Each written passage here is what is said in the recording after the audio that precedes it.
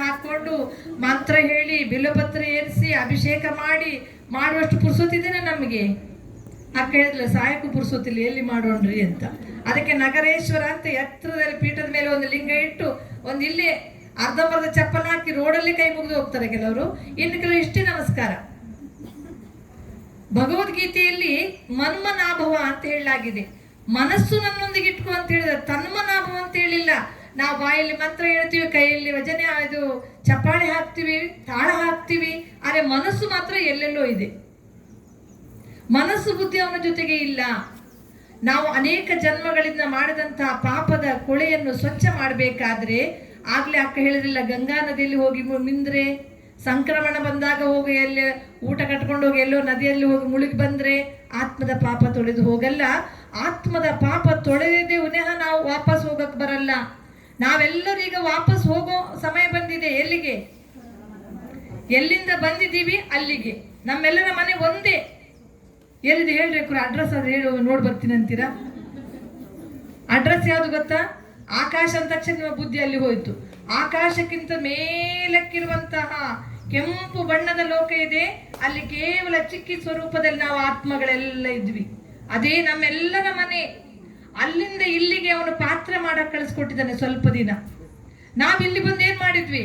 ನಂದು ನಂದು ನಂದು ನಂದು ನಂದು ನಂದೇ, ನಿಂದು ನಂದೇ ಅಂತ ಕೂತ್ಕೊಂಡ್ಬಿಟ್ಟಿವಿ ನಾವೀಗ. ಅದಕ್ಕೆ ಅವನು ಬಂದಿದ್ದಾನೆ ಇವಾಗ ಹೇಳಕ್ಕೆ, ನಾನು ನಿನ್ನ ಕಳಿಸಿದ್ದೆ ಯಾಕೆ? ಸಮಯ ಮುಗೀತು, ನಡಿ ಹೋಗೋಣ ನಡಿ ಅಂತಂದು. ನೀವೇನು ಹೇಳ್ತೀರಿ ಈಗ? ಏನು ಹೇಳ್ತೀರೇನೋರೆ? ಏನು ಹೇಳ್ತೀರೇನೋರೆ? ಭಗವಂತ ಹೇಳ್ತಾರೆ ನಡಿ ಈಗ ಹೋಗೋಣ, ವಾಪಸ್ ಕರ್ಕೊಂಡು ಹೋಗಿ ಬಂದಿದ್ದಾನು ಅಂತ ಹೇಳ್ತಾನೆ. ಆಗ ಏನು ಹೇಳ್ತೀರಿ ಉತ್ತರ? ತಡ್ತಾರೆ, ನಾನು ಸ್ವಲ್ಪ ಮನೆಗಾಗಿ ಹೇಳಿ ಬರ್ತೀನಿ ತಡ್ರಿ ಅಂತೀನಿ. ಇಲ್ಲಿ ಹೋಗೋಣ ಅಂದ್ರೆ ಹೆಂಗ್ರಿ ಕೊರೆಯೋದು?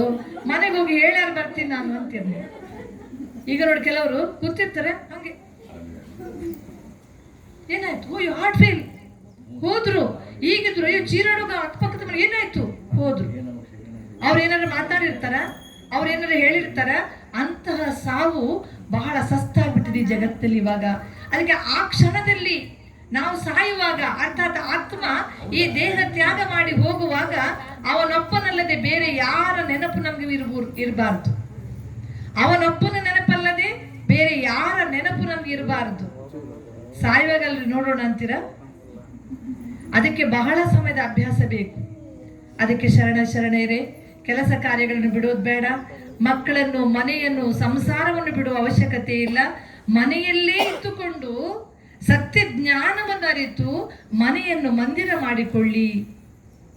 ಮನಸ್ಸು ಬುದ್ಧಿಯಲ್ಲಿ ಭಗವಂತನ ಜ್ಞಾನ ತುಂಬಿಕೊಳ್ಳಿ. ಆ ವಿಚಾರ ಈ ವಿಚಾರ ಬೇಡದ್ದು, ಬೇಕಾಗಿದ್ದು ಅನಾವಶ್ಯಕ ವಿಚಾರಗಳು, ಸಾಧಾರಣ ವಿಚಾರಗಳು ನಮಗೆ ಪುರುಸೊತೆಯಲ್ಲಿ ಅಷ್ಟು ಬುದ್ಧಿಯನ್ನು ಗೊಬ್ಬರ ಗುಂಡಿ ಮಾಡ್ಕೊಂಡಿರ್ತೀವಿ. ಮತ್ತೆ ಎನ್ನ ಮನ ಮಂದಿರದಲ್ಲಿ ನೆಲೆಸೋ ಶ್ರೀ ಹರಿಯೇ ಅಂತ ಆಡ್ತೀವಿ. ಆ ಗೊಬ್ಬರದ ಗುಂಡಿಯಲ್ಲಿ ಅವ್ನು ನೆಲೆಸ್ತಾನೇನಾದ್ರು? ದೇಹ ಸ್ವಚ್ಛ ಮಾಡ್ಕೊಳ್ತೀವಿ, ಒಂದು ದೇವಸ್ಥಾನಕ್ಕೆ ಹೋದ್ರೆ ಸ್ನಾನ ಮಾಡಿನೇ ಹೋಗ್ತೀವಿ. ಆದರೆ ಮನಸ್ಸು ಬುದ್ಧಿ ಬಹಳಷ್ಟು ಮಲಿನ, ಅಶುದ್ಧ ಆಗಿದೆ. ಅದಕ್ಕಾಗಿ ಶಿವನ ಧ್ಯಾನ ಬೇಕು. ಓಂ ನಮಃ ಶಿವಾಯ ಅಂತ ಮಂತ್ರ ಹೇಳ್ತೀವಿ ಇಲ್ವಾ? ಏನು ಓಂ ನಮಃ ಶಿವ ಮಂತ್ರದ ಅರ್ಥ? ಓಂ ಅಂದ್ರೆ ನಾನು ಆತ್ಮ, ಆತ್ಮ ಶರಣನಾದ ನಾನು ನಿನಗೆ ನಮಸ್ಕರಿಸ್ತಾ ಇದ್ದೀನಿ. ನಿನಗೆ ಅಂದಾಗ ಆ ಜ್ಯೋತಿಯ ರೂಪ ನಮಗೆ ನಮ್ಮ ಮನಸ್ಸೆಂಬ ಕಣ್ಣು ಕಾಣಬೇಕು, ನೋಡಬೇಕು. ಯಾಕೆಂದ್ರೆ ಅವನು ನನಗೆ ತಂದೆ, ತಾಯಿ, ಬಂಧು ಬಳಗ. ಬಸವಣ್ಣನಿಗೆ ಸಂಬಂಧ ಇದ್ದಿಲ್ವಾ? ನೀನಲ್ಲದೆ ಬೇರೆ ಯಾರೂ ಇಲ್ಲ ಅಂತ ಅವ್ರು ಹೇಳಿದ್ರಲ್ಲ. ಯಾಕೆಂದ್ರೆ ಈ ದೇಹದ ಸಂಬಂಧ ಎಲ್ಲ ನಶ್ವರಾಗಿ ಹೋಗುವಂತಹದ್ದು. ಆತ್ಮನಿಗೆ ನೀನು ಮಾತ್ರ ಸದಾಕಾಲದ ಶಾಶ್ವತವಾದ ಅವಿನಾಶಿ ಸಂಬಂಧಿ ಇದ್ದಾರೆ. ಅದಕ್ಕೆ ನಾವು ನವೀನಣ್ಣ ನೋಡಿ ಎಷ್ಟು ವಿಶೇಷ ಆತ್ಮ ಅಂದ್ರೆ, ಅವನು ದೇಹ ತ್ಯಾಗ ಮಾಡಿದಾಗ ಸಾವಿರಾರು ಜನ ಬಂದಿದ್ರು. ಟಿವಿಯಲ್ಲಿ, ಪತ್ರಿಕೆಯಲ್ಲಿ, ಎಲ್ಲ ಕಡೆನೂ ಸಹಿತ ಈಶ್ವರಿ ವಿಶ್ವವಿದ್ಯಾಲಯದವರಲ್ಲಿ ಬಂದು ಜ್ಞಾನ ಕೊಟ್ಟಿದ್ರು. ಅಂದ್ರೆ ಇಲ್ಲಿ ಸಹಿತ ಓಂಕಾರದ ಮೂಲಕ ಆತ್ಮನಿಗೆ ಯೋಗದ ಇದು ಸಕಾಶ ಕೊಡುವುದಾಯ್ತು, ದಾನ ಆಯ್ತು, ಯೋಗ ದಾನ. ಈಗನು ಹುಟ್ಟುಹಬ್ಬಕ್ಕೂ ಸಹಿತ ಅನೇಕರಿಗೆ ಜ್ಞಾನದಾನ. ಜ್ಞಾನದ ದಾನಕ್ಕಿಂತ ದೊಡ್ಡ ದಾನ ಯಾವುದೂ ಇಲ್ಲ ಅಲ್ವಾ? ಗೋದಾನ, ಭೂದಾನ, ಕನ್ಯಾದಾನ, ಬಹಳ ದಾನ ಮಾಡ್ತಾರೆ ಅಲ್ವಾ? ಅದು ಬಹಳಷ್ಟು ಜನ ಮಾಡ್ತಾರೆ ಜಗತ್ತಿನರೇ.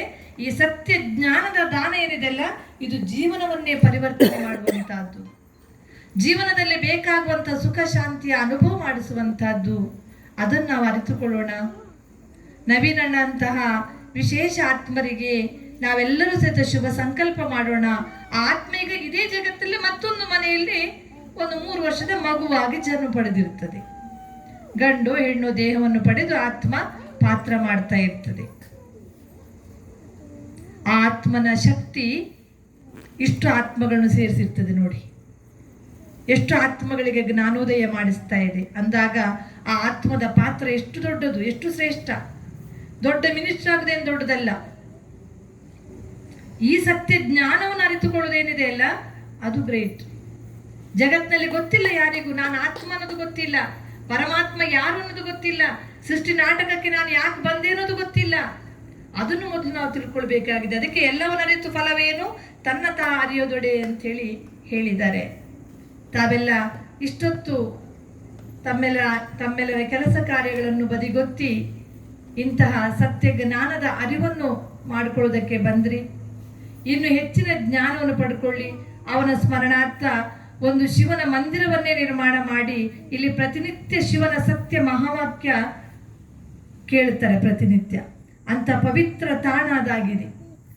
ಶಿವನ ಚೈತನ್ಯ ಮಂದಿರ ಇದು, ಜಡ ಮಂದಿರ ಅಲ್ಲ, ಚೈತನ್ಯ ಮಂದಿರ ಇದು. ಶಿವನ ಮಹಾವಾಕ್ಯ ಪ್ರತಿನಿತ್ಯ ಇಲ್ಲಿ ನುಡಿಸಲಾಗ್ತದೆ. ಆ ಶಿವನ ಮಹಾವಾಕ್ಯನೇ ಆತ್ಮನಿಗೆ ಭೋಜನ.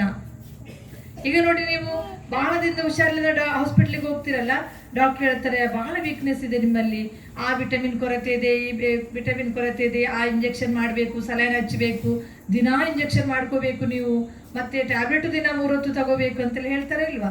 ಯಾವುದಕ್ಕೋಸ್ಕರ? ಈ ದೇಹಕ್ಕೋಸ್ಕರ. ಆದರೆ ಆತ್ಮನಿಗೋಸ್ಕರ ಏನಾದ್ರು ಊಟ ಹಾಕ್ತಿದ್ದೇವ ನಾವು? ಭೋಜನ ಹಾಕ್ತಿದ್ದೇವ? ಇಲ್ಲ. ಆತ್ಮನನ್ನು ಉಪವಾಸ ಹಾಕಿದ್ದೀವಿ. ಆದ ಕಾರಣ ನಮ್ಮಲ್ಲಿ ಸಹನತೆ ಇಲ್ಲ, ಧೈರ್ಯ ಮದ್ದೆ ಇಲ್ಲ, ನಿರ್ಣಯ ಮಾಡಕ್ ಬರ್ತಾನೆ ಇಲ್ಲ. ಯಾವುದೇ ಪರಿಸ್ಥಿತಿ ಬಂದಾಗ ಅದನ್ನು ಎದುರಿಸಕ್ ಆಗ್ತಾ ಇಲ್ಲ.